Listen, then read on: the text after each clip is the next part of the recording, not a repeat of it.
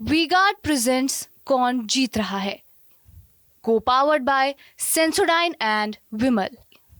बोलो जुबां केसरी।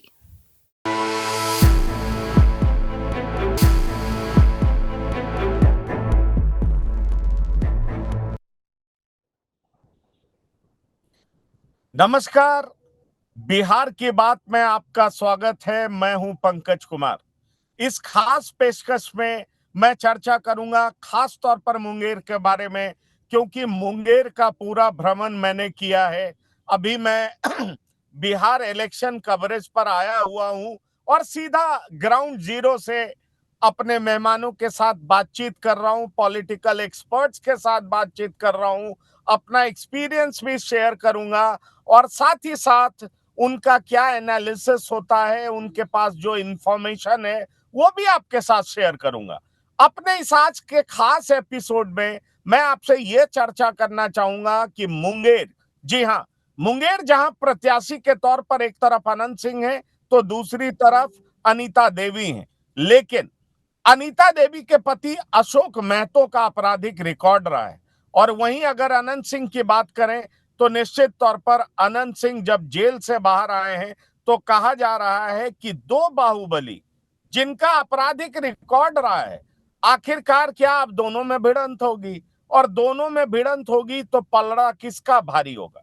क्योंकि अनीता देवी कैंडिडेट जरूर हैं औपचारिक तौर पर, लेकिन लड़ाई कही जा रही है अशोक महतो ही लड़ रहे हैं। ऐसे में सवाल उठता है कि ललन सिंह जो कि जेल से बाहर आ रहे हैं, माफ करिएगा, अनंत सिंह जो कि जेल से बाहर आ रहे हैं और ललन सिंह की जीत का दावा कर रहे हैं। ऐसे में सवाल उठता है कि पैरोल पे बाहर निकलने वाले अनंत सिंह अब ललन सिंह को जिताने में क्यों लग गए हैं, और ललन सिंह को जिताने में लग गए हैं तो क्या उसमें कामयाब होंगे।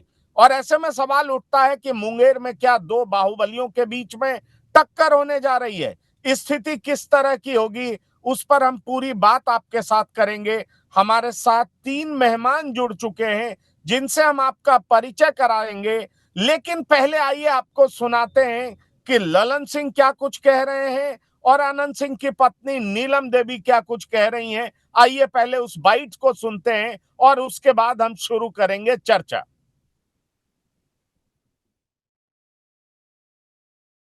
के नाम से जाना जाता है, ये आपका है। और उसके अलावा यह पूरा इलाका तो अनंत बाबू का इलाका है। यहाँ तो ऐसे भी कम अन्याय होता था, अनंत बाबू न्याय करते थे, तो ये तो उनका इलाका है और इसीलिए वो छोटे सरकार के नाम से ज्यादा जाने जाते थे।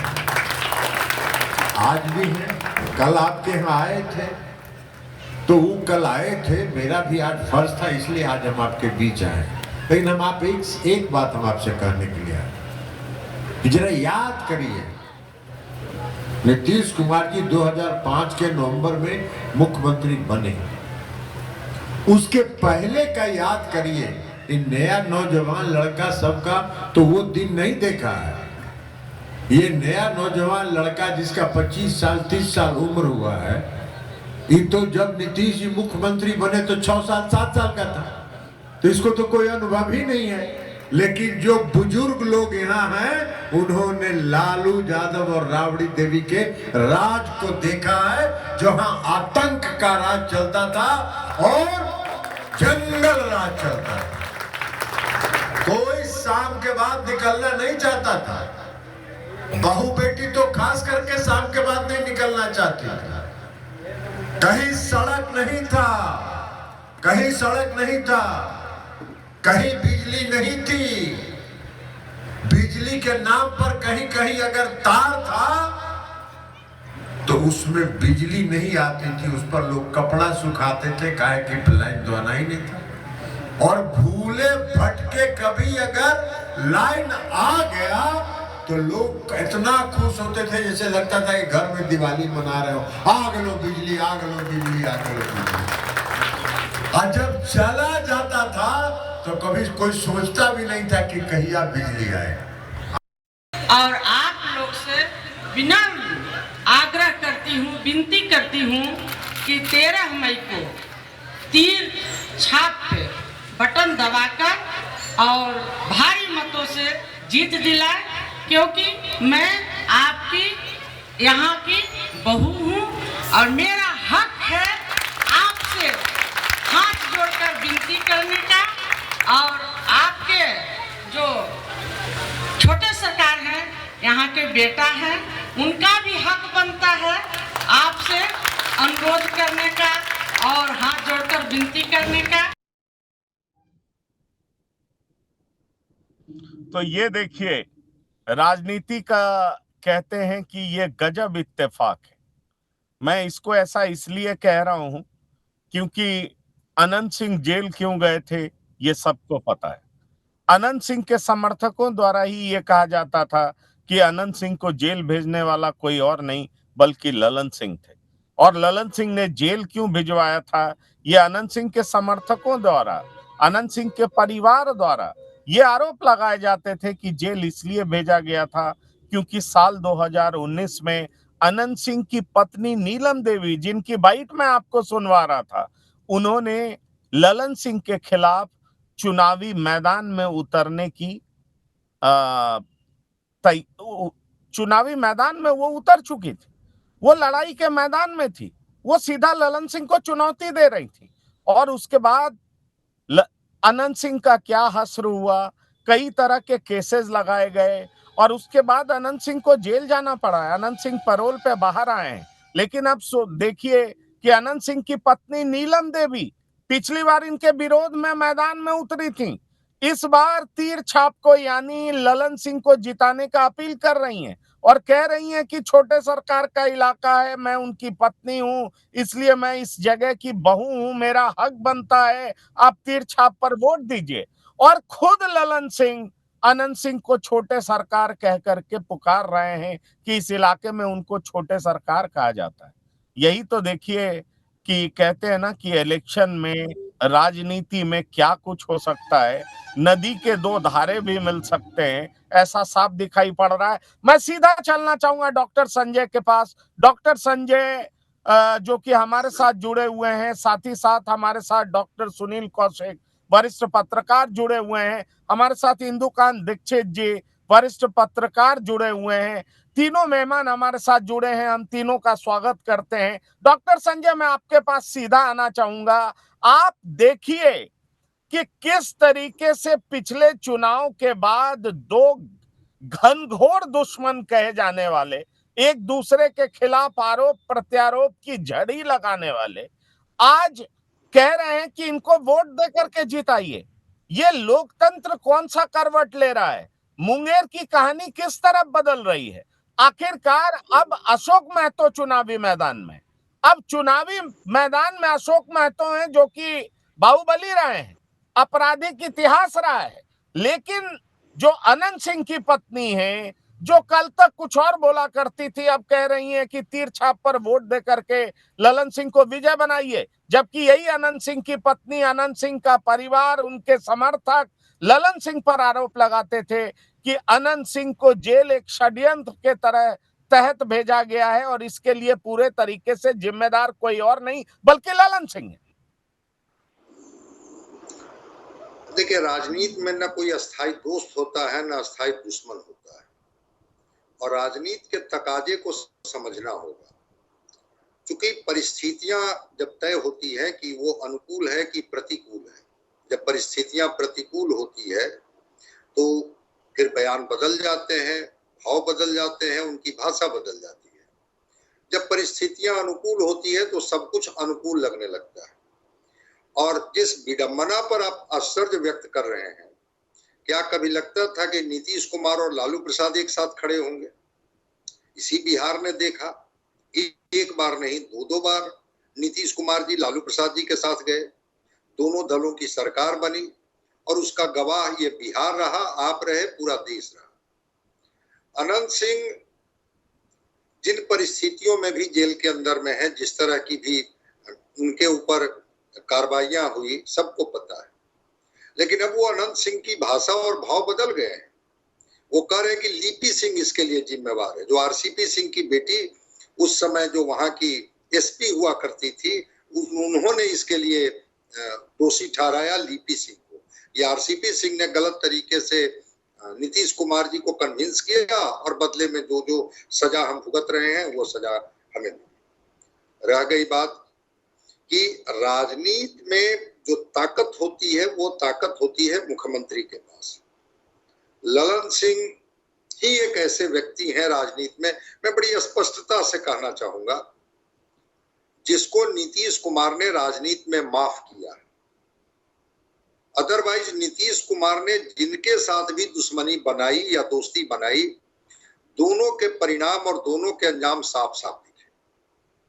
तो ठीक है, कल इनकी पत्नी नीलम देवी ललन सिंह के खिलाफ चुनाव लड़ी, लेकिन जो अशोक महतो जो वहां से चुनाव लड़ रहे हैं वो कोई संघर्ष की उपज नहीं है कि वो बड़ा जन सरोकार से रिश्ता रखने वाले व्यक्ति थे और फिर वो 17 वर्षों तक जेल से निकलने के बाद अब वो जन सेवा में लग गए, इसलिए आरजेडी ने उनको उम्मीदवार बना दिया। उनकी पृष्ठभूमि क्या रही है और किस तरह से जो उनका भी जो आतंक का जो पर्याय बन चुके थे उस नवादा के इलाके में, शेखपुरा के इलाके में, वो सबको पता है।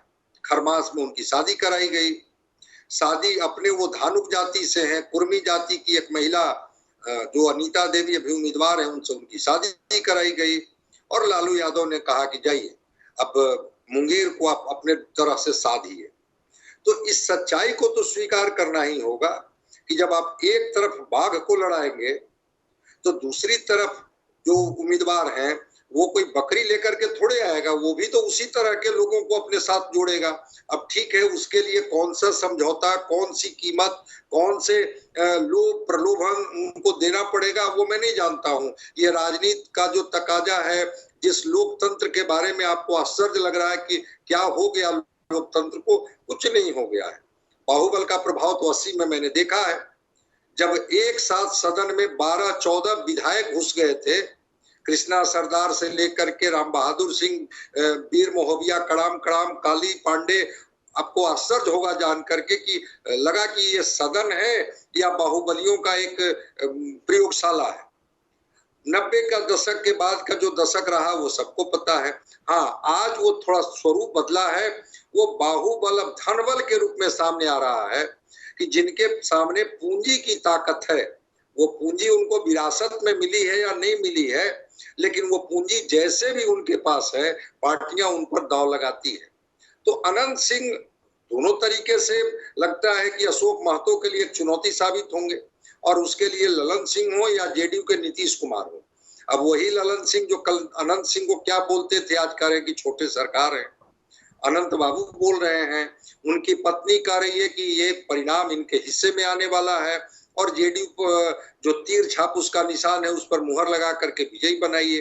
तो राजनीति में ये कोई आश्चर्य की बात नहीं है, सारे लोग अपने मोहरे चलते हैं, वो शतरंज के दांव चले जाते हैं और कहा जाता है कि कुछ मोहरे को बचा करके भी रखा जाता है जो राजनीतिक पार्टियां इस्तेमाल करते रही है। शायद मुंगेर का रण इस्तेमाल को जीतने के करती रही, लिए। लेकिन मैं इंदुकान दीक्षित जी अब आपके पास आना चाहूंगा। मेरा सीधा सा सवाल है, क्या मुंगेर में अब आप बाहुबल की टकराहट देख पा रहे हैं, एंटिसिपेट कर पा रहे हैं? सवाल यह है कि अशोक महतो अपने भाषणों में उसी तरह का तेवर रखते हैं और जब अनंत सिंह से पूछा जाता है तो वो अशोक महतो को कोई तवज्जो देते हुए दिखाई नहीं पड़ते हैं। वो ऐसे करते हैं जैसे अशोक महतो कोई चीज ही नहीं।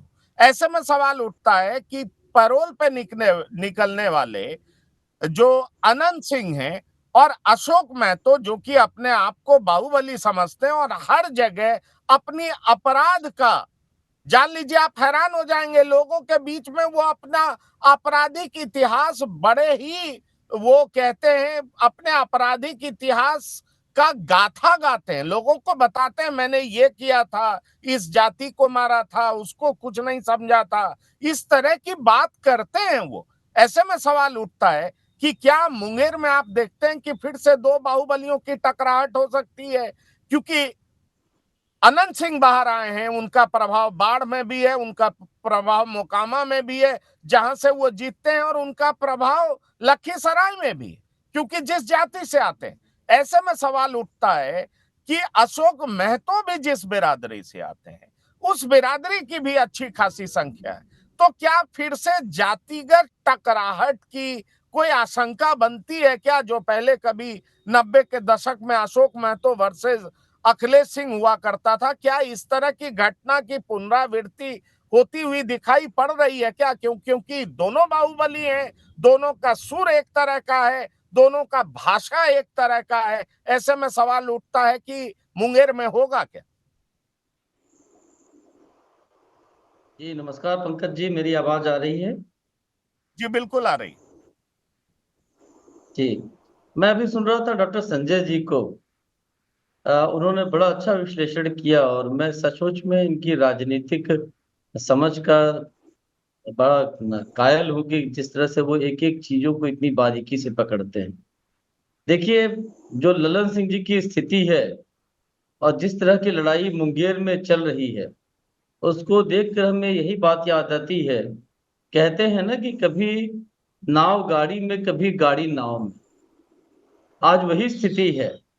आप देखें कि जो नीलम कल को ललन सिंह जी के खिलाफ लड़ रही थी, आज उन्हीं का समर्थन लेकर के ललन जी को अपना प्रचार करना पड़ रहा है।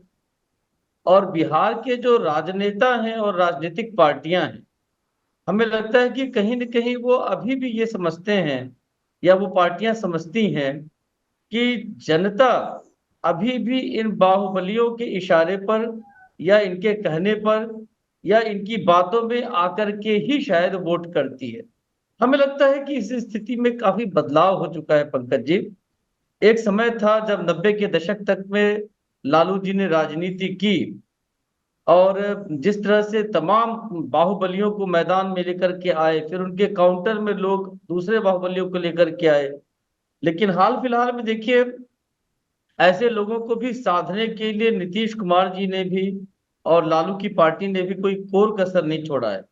आपने देखा होगा किस तरह से आनंद मोहन जी को जेल से बाहर लाने के लिए कानून तक में बदलाव किया नीतीश कुमार की सरकार ने। तो ये सारी चीजें तो खुलेआम सामने हो रहा है। अब राज्य की जनता को यह देखना है कि इन लोगों को राजनीतिक पार्टियां किस लिए अपने साथ ला रही हैं, किस लिए उनको प्रश्रय दे रही हैं।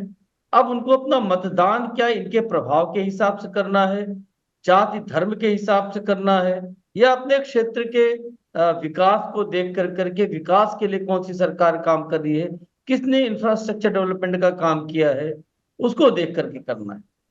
अब जो इस तरह के बाहुबली होते हैं पंकज जी, वो निश्चित तौर पर अपने प्रभाव को दिखा करके अब राजनीतिक दलों को अपने आकाओं को खुश करने और प्रभावित करने का प्रयास हमेशा से करती रही है।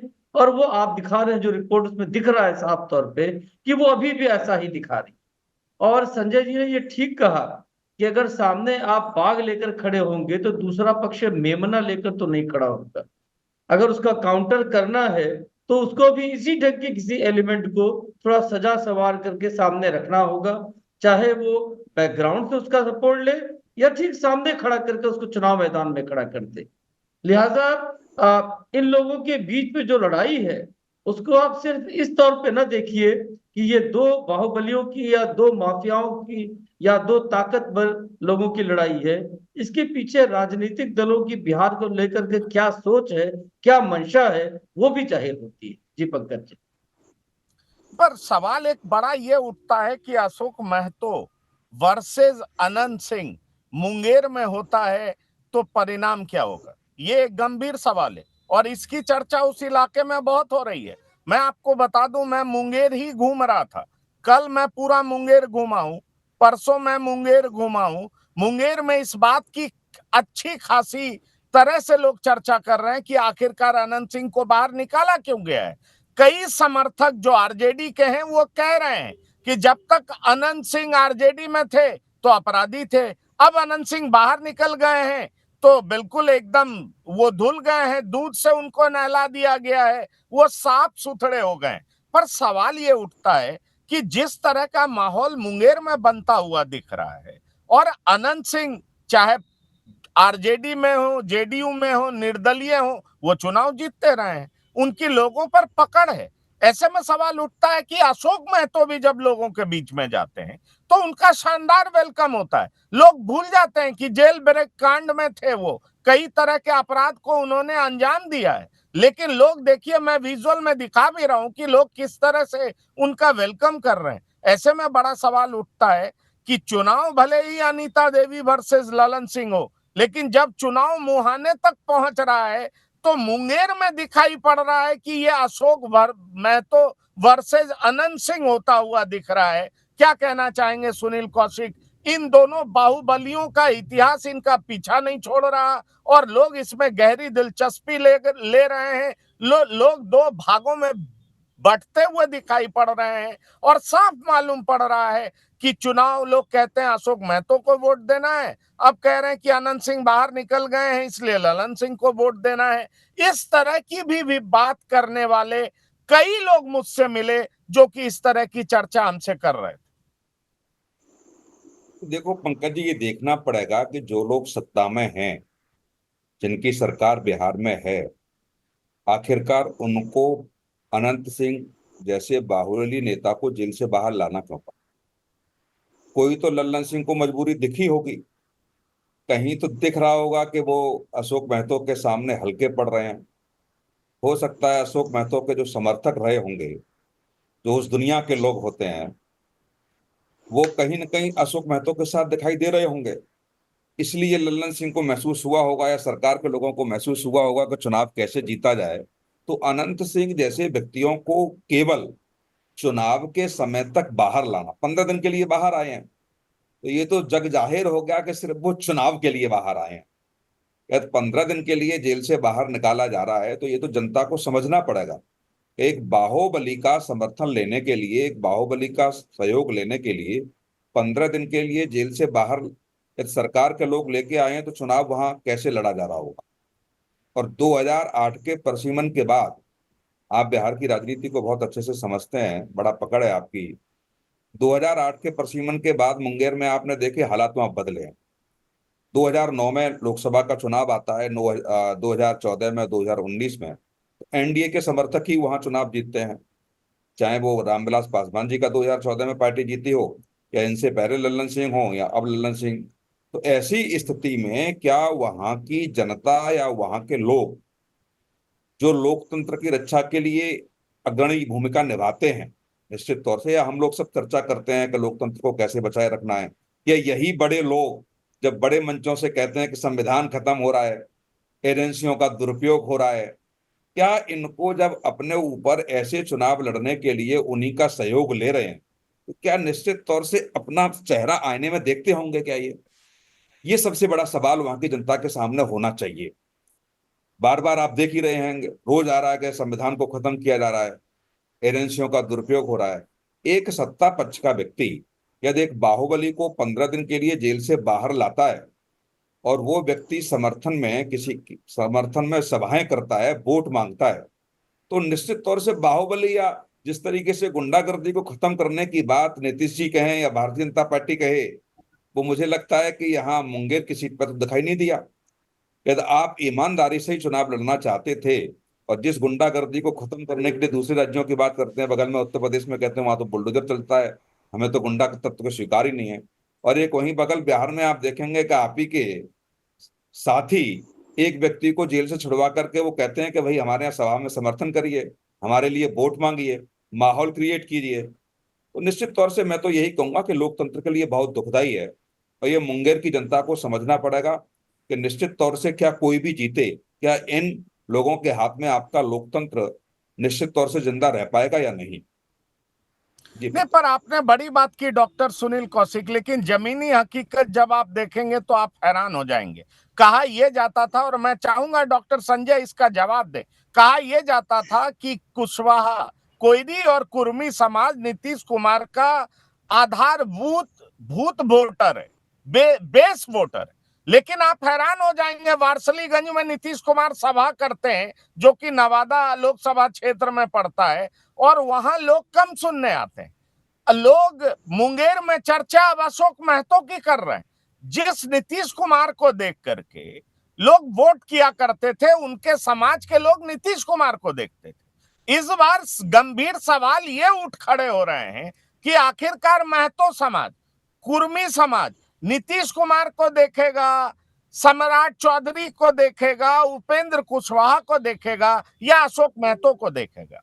मेरा देखने का मतलब यह है कि किसको देख करके वोट करेगा। आप हैरान हो जाएंगे, मैंने जिस कदर दीवानगी मुंगेर में देखी अशोक महतो के लिए और अनंत सिंह के लिए, उसी प्रकार की दीवानगी है, ये भी मैं आपको बता दूं। तो जो अपने समर्थकों के बीच जिस तरह की दीवानगी दोनों नेताओं के लिए है, मैं हैरान हूं। मुझे लगता है जो पूरे तरीके से राजनीतिक व्यक्ति नीतीश कुमार है, कहीं ना कहीं उनके लिए वो चाम खोता जा रहा है। मैं मान सकता हूं कि हो सकता है मैं जिन ग्रुप में गया उनमें ज्यादा दीवानगी हो, पर इस बार लोगों में ये जानने की इच्छा है कि आखिरकार कुर्मी और क्वेरी अशोक महतो को देखेगा या जेडीयू के शीर्ष नेता नीतीश कुमार को देखेगा। अगर शीर्ष नेता नीतीश कुमार को देखेगा तो निश्चित तौर पर ललन सिंह को वोट देगा। अगर स्थानीय नेता को देखेगा तो अशोक महतो के पक्ष में वोट करेगा। आखिरकार करेगा क्या, ये सवाल बिहार के हर लोकसभा में पूछा जा रहा है, क्योंकि खास तौर पर कुशवाहा समाज स्थानीय नेता के पक्ष में वोट करेगा या अपने शीर्ष नेतृत्व को देख करके पार्टी को वोट करेगा। इसको लेकर के एक बड़ा सवाल है। डॉक्टर संजय, मैं चाहूंगा आप इसका जवाब दें। देखिए, बिहार में जातीय भाव, जातीय नायकत्व और जातीय अहंकार, इसको इस तरह से, जिसको कहते हैं ना कि इतना इसको पिलाया गया है, इतना समझाया गया है, इतना उसको उसके दिल और दिमाग में डाला गया है कि इस सच्चाई को तो स्वीकार करनी ही होगी ना, कि जो बच्चे, जो नौजवान पढ़ लिख कर करके और जिनके पास एक अपना विजन होना चाहिए, वह भी जातीय कुंठा में फंस करके रह जाते हैं। और वहां पर जो पार्टियां होती हैं, चूंकि पार्टियां कैसे बनती थी, सब लोग सहमत होंगे, विचारधारा के स्तर पर बनती थी। पार्टी के कार्यकर्ता कैसे जुड़ते थे, उस विचारधारा से प्रभावित होकर के जुड़ते थे। क्या पार्टी कोई विचारधारा और सिद्धांतों के आधार पर चल रही है क्या वो किसी कार्यकर्ता को उम्मीदवार बना रही है जिसने कभी दरी बिछाया हो, जो संघर्ष किया हो, जो झंडा ढोया हो और ईमानदारी पूर्वक गांव-गांव जाकर के अपने पार्टी के विचारों का प्रचार किया हो?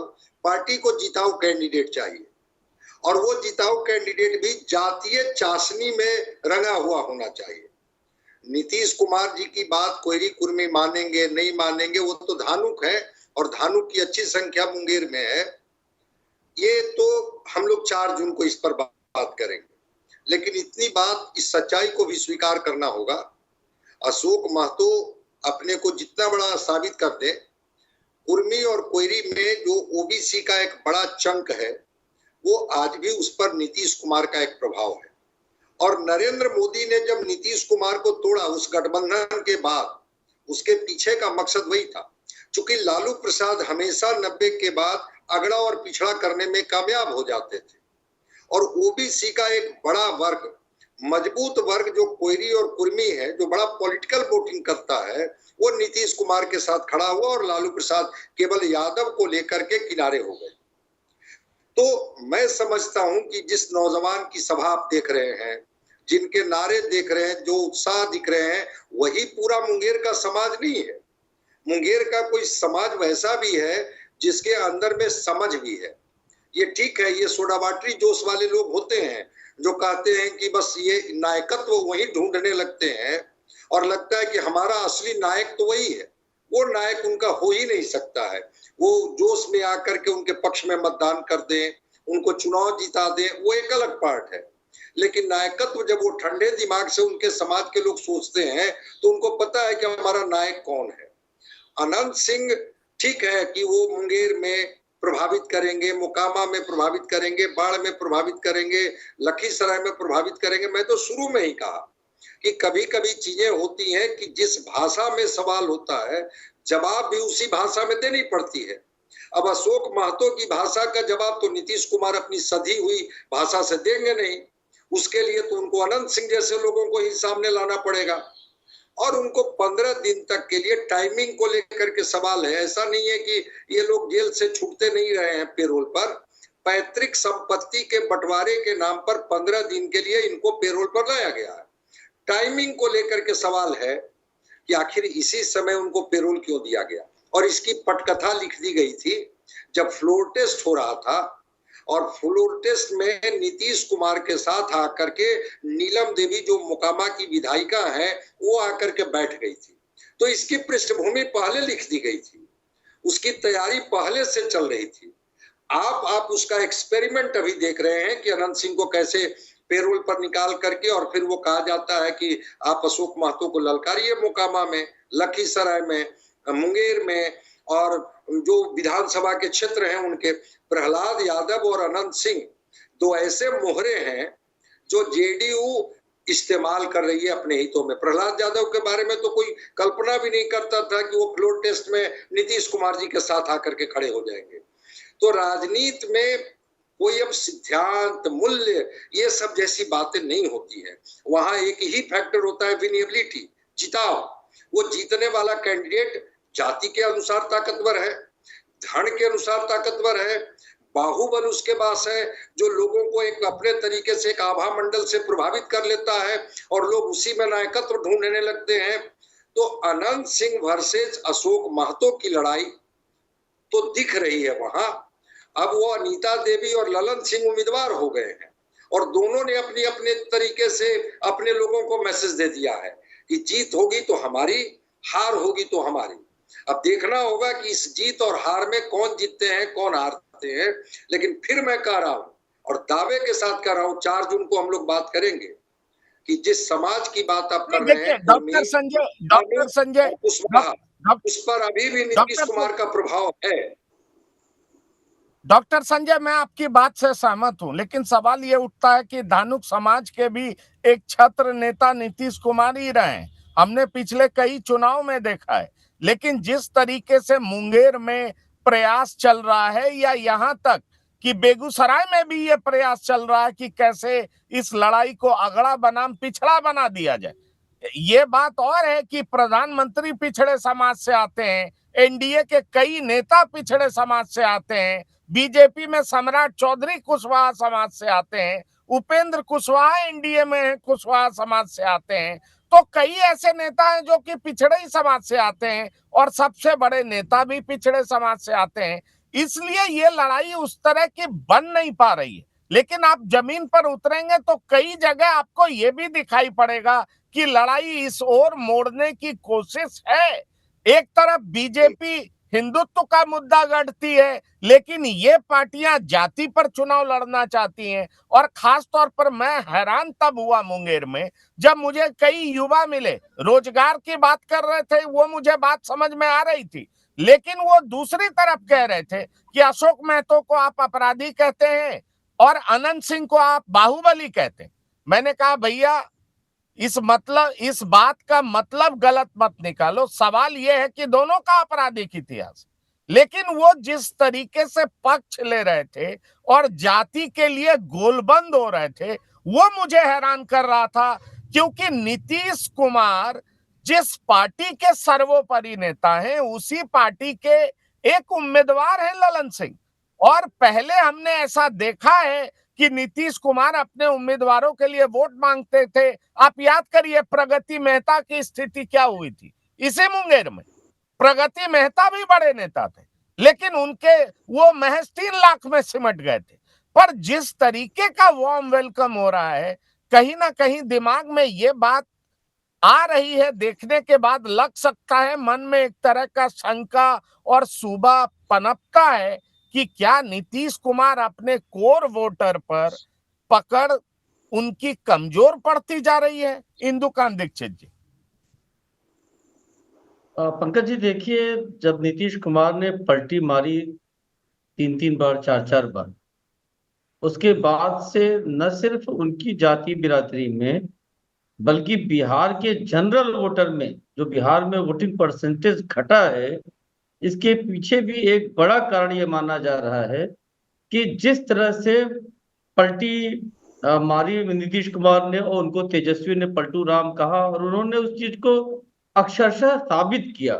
कारण या बाकी बैकग्राउंड जो भी हो, अब एक बात पे जो लोगों के विवेक है, विजडम, उस पे उठाया जा रहा है। देखिए, मेरा ये मानना है कि जो भी राजनीतिक दल या लोग इन बाहुबलियों को या आपराधिक बैकग्राउंड के लोगों को साथ में लाकर चुनाव जीतना चाहते हैं, और जनता में भी एक बड़ा वर्ग, जैसा आपने कहा कि उनसे मिलिए, तो वो ये सब छोड़ करके कि उस व्यक्ति की क्या भूमिका है, क्या पृष्ठभूमि है, उसको भूल कर उसकी जाति के आधार पर उसके लिए खड़े हो जाते हैं, उसके लिए विवाद विवाद करने लगते हैं, उसके लिए लड़ने लग जाते हैं। उनके लिए एक संस्कृत में बड़ी प्रसिद्ध उक्ति है, यस्य यस्य नास्ति स्वयं प्रज्ञा शास्त्रम तस्य करोति किम लोचनाभ्याम विहीनस्य दर्पणः किम कर्ष्यति। देखिए, जिसके पास अपना स्वयं विवेक न हो, वो वैसे ही है जिसके पास चक्षु न हो, देखने की दृष्टि न हो। उसको आप शीशा दिखाएं, उसको शीशा से क्या फर्क पड़ता है? उसको तो अपना विवेक ही मर गया है। और इसीलिए कहा है कि जब विनाश मनुष्य का आता है, पहले विवेक मर जाता है। आपके समाज में देखिए, लालू जी ने 90 के दशक में जिस तरह की राजनीति की, उसमें क्या हुआ? यही जनता थी, इसी ने लालू के तमाम गुंडे को, मवालियों को वोट दिया। तभी तो लालू तो कहने के लिए कम से कम ऑन पेपर तो वोट से ही जीत कर राजनीति में रहे। और इस तरह की राजनीतिक चीजें चली बिहार की राजनीति में कि पूरी दुनिया में लोग अपने को बिहारी कहने में संकोच करने लगे। उसको ठीक करने आगे बढ़े नीतीश बाबू। और आज आप देखिए कि चलिए इस लोकतांत्रिक समाज में किसी को छोटे सरकार, बड़े सरकार कहा जाए, लगता है कि ये राजनीति में कहीं लोकतांत्रिक मर्यादा को बताने वाले शब्द हैं? ये बताने के लिए काफी बिल्कुल है कि बिहार की बिल्कुल नहीं, राजनीति में क्या चल रहा है। वो आप एकदम ठीक कह रहे हैं डॉक्टर सुनील कौशिक। मेरा सीधा सा सवाल है, क्या आपको लगता है कि ये लड़ाई कई जगह पर अगड़ा बनाम पिछड़ा बनाने की कोशिश की गई है? प्रधानमंत्री के होते हुए ये लड़ाई इस तरह से कामयाब हो सकती है? और अगर ये लड़ाई कामयाब नहीं होगी तो लालू प्रसाद का ये गेम और ये जिस तरीके से उन्होंने चाल चली है, मुझे नहीं लगता कि ये कामयाब हो सकती है। मैं जल्दी से quick comment doctor Sanjay Kumar से भी लूंगा, आपसे 2 लाइन में इसका जवाब चाहूंगा डॉक्टर सुनील कौशिक। नहीं नहीं, बिल्कुल। देखो पंकज जी, जिस तरीके से हिंदुत्व के नाम पर भारतीय जनता पार्टी जो छोटी छोटी जाति वर्गों को एक साथ लाने का प्रयास कर रही थी, वो कहीं ना कहीं ये सवाल तो विपक्ष द्वारा उठाए जा रहे थे कि सब आरक्षण के नाम पर। और मोदी जी ने एक ऐसा गोल फेंक दिया कि ये आरक्षण कहाँ दिया जाएगा। वो ऐसा उल्टा विपक्ष पे पड़ा कि लालू प्रसाद यादव भी उसमें फंस गए।